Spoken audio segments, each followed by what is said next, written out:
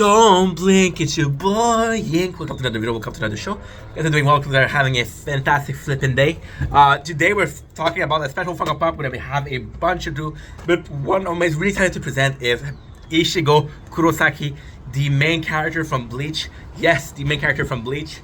First of all, I have to tell you what is Bleach. Bleach is a society. I told the story like a day ago to Cappy. Shout out Cappy, by the way. Guys, 100 away from 5,000 followers on TikTok. How crazy is this? Crazy as fuck. So basically, what is Bleach is a world, normal world where there's Shinigami that are the guardian of the Hollow. The Hollow are criminal or bad spirits that come and hunt people. So Shinigami are like, dude, we'll take care of the Hollow. We'll kill them, or we'll judge them and send them back to heaven or hell. Right? And it's funny because the story changed. In the beginning, it was sending them to hell, then it was just about killing them. And it's kind of cool because Bleach was like, okay, well, we're gonna take this very, very famous thing that is Shinigamis again, which are Death God, from Death Note, and in the culture. I'm like, okay, we're gonna take this advantage of that. We're following Ichigo Kurosaki, a kid who sees spirit, he sees his family get attacked. He's like, I want to defend them. So there's this Shinigami that is injured that gives her power. Why I love Bleach so much, the first time you read it, Bleach is about having small details put here and there, and you don't really understand what they mean. Bleach is written masterfully, right? So there's things that, for example, like who was Ichigo's mom, or why did she get attacked, right? You don't really know why until you do know why, and like, holy shit. So it's placing some hints and give him answer after. The incident themselves are part of the story, you understand them, but once you get the details of the story, it's make a lot more sense. Another example, I'll give you another example. Look at this flock of geese. You see them? So let me give you an example. For example, why is the shopkeeper left the Soul Society? Right? Why did they leave? When you understand why, it's crazy. Another example, understanding who was the Kete no Rukia and why she cares about Ichigo so much. Understand why Orohime, Chad, have power. Understanding how loyal Ishida is. Understanding the true nature of Kenpachi. Understanding his Bankai. Ichigo is a master because Ichigo is all about... Ichigo, why Bleach is such a good character. Look, who is this? Who is this? The same guy. Who knew? Why Ichigo is so cool? Why Bleach is so cool once again? Is Ichigo is this soul character. So as a kid, okay, so it's a long fucking story, it's gonna be a long video, watch out. As a kid, Ichigo, like, he has a mom that he really loves. His mom, she always take care of him, and then he lose her, right? And he lose her, and the younger sister, Ichigo younger sister, are too young. So what he does was the father becomes like a clown, he becomes kind of goofy, make everybody laugh, to make the people think that, hey, it's not like a big deal. And then Ichigo, he has to take care of this father, and he has to take care of the sister. So he becomes very independent, he becomes very mature. He also decides that Ichigo is an outcast because his mother, she had orange hair, and when you understand why she had orange hair, is incredible. Ichigo is such a good story. Holy shit! I have to read again Bleach. I have to watch it again. It's nuts. So basically, what is super important, what is super cool here is that Ichigo, he gets bullied because he has orange hair. He sees spirits, so he is put outside, and he has to help spirit. He always helps them. So again, how he got the Shinigami power, he wanted to help his family. Shinigami was injured, said, "Give me your power, I'll take care of it." And then it comes into a journey where Ichigo is strong enough, or is willing enough to want to protect everybody. He's not going to tell his friend. Ichigo is the sole lone wolf character. He's going to be like, I don't want any help, I'll go save. I'll go do this, I'll go do this, I'll go do this. He thinks that the world depends on him, and he has friends. No one's going to get them involved. Ichigo is willing to sacrifice himself, just like a couple people. And that is a greater hero than, for example, I don't know, if you take Goku. I love Goku, but Goku would be willing to sacrifice himself for the planet, which is great, but, I mean, you're the defender, you're the only hope of Earth. And then for Ichigo, it's like, I don't care, I'll play my friend. Why Ichigo's so good is because of the character development also. He starts as the Soul Reaper that has no idea what he's doing. Then he ends up being in Soul Society, learning the Bankai. Then he learns that gonna be spoiling. I'm gonna be spoiling a lot. And then he learned to use his hollow power. Then because he has hollow power, so basically, the hollow power is because his mom, when she was with him, she was able. Ichigo. I'm gonna be spoiling. Okay, I have to spoil. I have no choice. Ichigo is so good because it's a journey of finding yourself. It's a journey of understanding who you are. It's a journey of getting stronger, not stronger in strength, getting stronger as a person. Ichigo thinks the world is against him because he was bullied because he had to take care of his younger sister and his father. But the world was never against him. His father, we learned that he's a captain for the Soul Society, which is a society where there's a lot of Shinigami. There's the headquarters of the Shinigami, if you will. Ichigo is willing to fight 10 captains just to save one girl who's Rukia, right? And he puts everybody in danger. But again, Ichigo is he's so rash, he's so stupid. Like he goes to Soul Society. He's like, yo, I'm gonna sacrifice. I'm gonna save her. I have to fight 10 captains that are super strong. That I don't care. I somehow to manage. Then his friends are following because they care about Ichigo. Like, no, Ichigo, don't go. You'll die. So Ichigo goes over. It's gonna be coming too dark after this video. I'm gonna have to light up the lights. And Ichigo was like, okay, well, help me. Then Ichigo does the same thing in Mondo Ueko, which is the next arc, to save Horohime. And to save Horohime, he has to bring some captain. He brings captain from the Soul Society.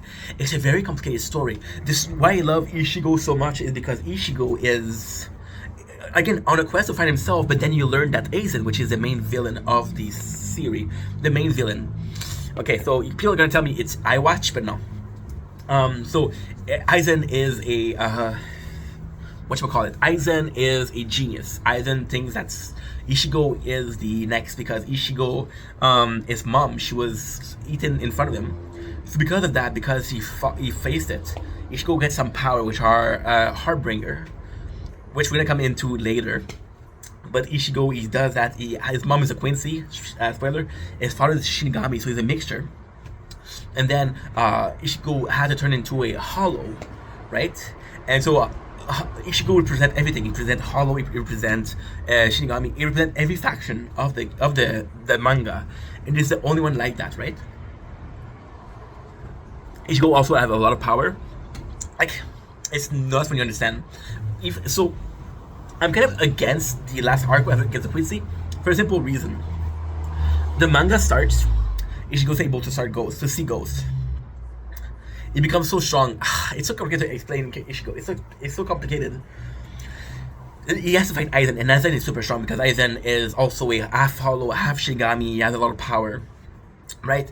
And Ichigo is the only one to stop him. And Ichigo, to stop him, he has to give up his power. So he has to use all of his power together. And then when he managed to do that, he's gonna be like, okay, well, guess what? I don't have my power. So that's the perfect ending. You start because you could see ghosts. You end because he couldn't see them anymore, and he knows that there's this reality. But Ichigo also is a master of getting the friend to help him because he's strong. Chad, Ishida, Horohime, Rukia, they follow him because he would sacrifice himself for them, so they feel like they would sacrifice himself for him. Like, he's not even a part of the Soul Society, he's not even a part of the captains. And the captains are still coming to help him because they feel like he's invaluable. At first he's valuable, but the story of Ichigo is so cool because Ichigo,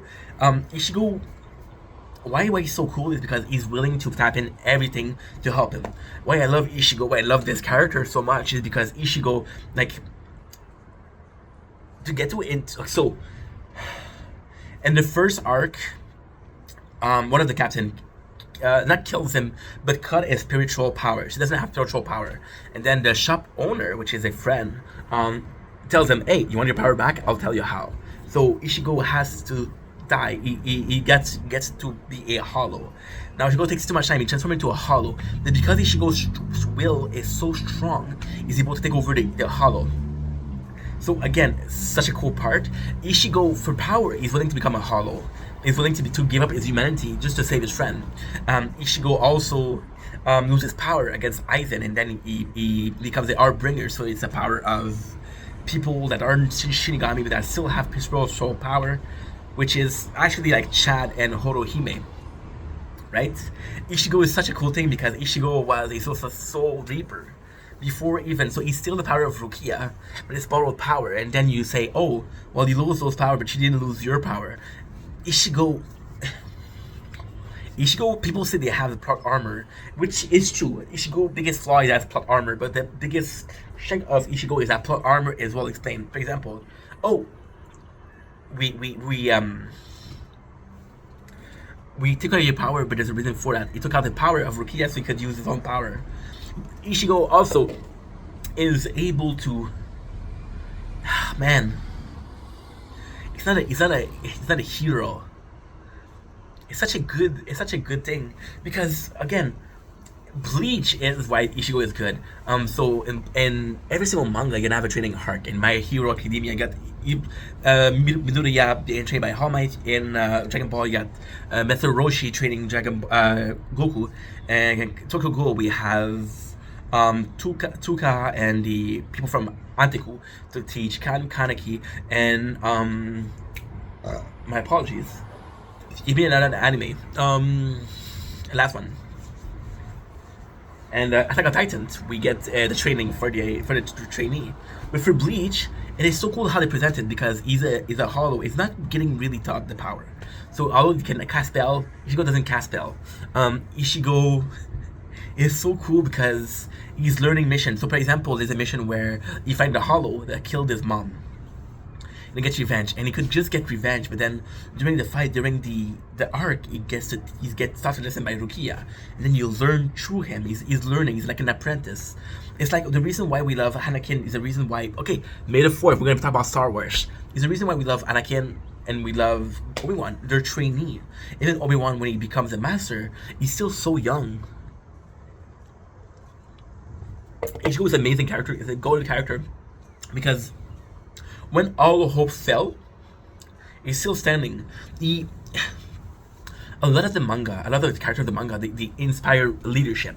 They inspire this presence. If you look at Luffy inspired confidence. He inspired his loyalty by his crewmate. Look at Ichigo. He doesn't inspire confidence. He inspires like, dude, this guy is still standing. This guy is so strong. If he's still willing to fight, I'm still willing to fight. And that's again what I said. Ichigo will sacrifice himself for you. And that's why you want to follow Ichigo. He's loyal as fuck. Ichigo, again, one of my favorite characters, and as a main character, he's super cool. There's also such a good thing. It's also how he gets his power. Like, for example, he becomes a hollow. That hollow part, which is this moment, right? It's not that exact moment in the manga. It's not supposed to happen. He fights a guy that's stronger than him, and he gets fucked up. And the only reason that he gets into a hollow is because he's near dying. The hollow takes over and say, "Hey, are you sure you want to kill me?" And I fucking love the moment where he said, "Are you willing to kill me?" He says, "Who am I?" Because he fights against this guy and then he's almost dead. Then he come back and he stopped the blade, and the guy said, "Who are you?" This guy said, "I'm a nobody." Super cool. So the hollow, like, for example, what was I saying? Oh my god, ADHD moments. But Ichigo, like, even the way he gets his power, like the fact that he's a hollow. At first, it's like, okay, well, guess what? I cannot be a hollow. So then he gets trained, and he has to go to Wenko Mundo, which is the world of the dead, to get Horohime. He knows they're gonna be very strong hollows, so he's like, okay, what can I do? Then he meets somebody that's teach him, hey, if you use your hollow power, you can use them, and you'll get stronger. So the old arc he's training his hollow power to get stronger. At the end, he becomes a hollow. It's like everything that you were supposed to avoid, everything that you were trained to avoid, still happens. So what do? You access them. Then he loses power, and then he has his own sword. Even the fact that his sword is the guy who trained him isn't really the sword. Is okay. So it's complicated. So Ichigo, to get a power, he has to talk to the sword. The sword is alive. The sword. Everybody has a different sword. It's like, again, like Star Wars. You choose, the own crystal choose you. So they choose the power, and then Ichigo's like, okay, well, I need help. So the sword give him. There's two people, right? And at first, it's so fucking good. It is so good. The two you find, there's two people. The first one is White Ichigo, and then White Ichigo. Oh my god, White Ichigo is such a cool character too. I think White Ichigo deserves his own video. But what I like the most is that Ichigo, in the first time, he sees an old man, and he's like, okay, this old man is my sword. Then you learn this old man. Then okay, so it's again complicated. I'm sorry about that. I'm sorry it's complicated. Okay, then. It's so weird because the world for the sword, they fuse together. They become one together. So the world for the sword changed as Ichigo changed. Ichigo mom is a Quincy. The guy in the sword is a Quincy.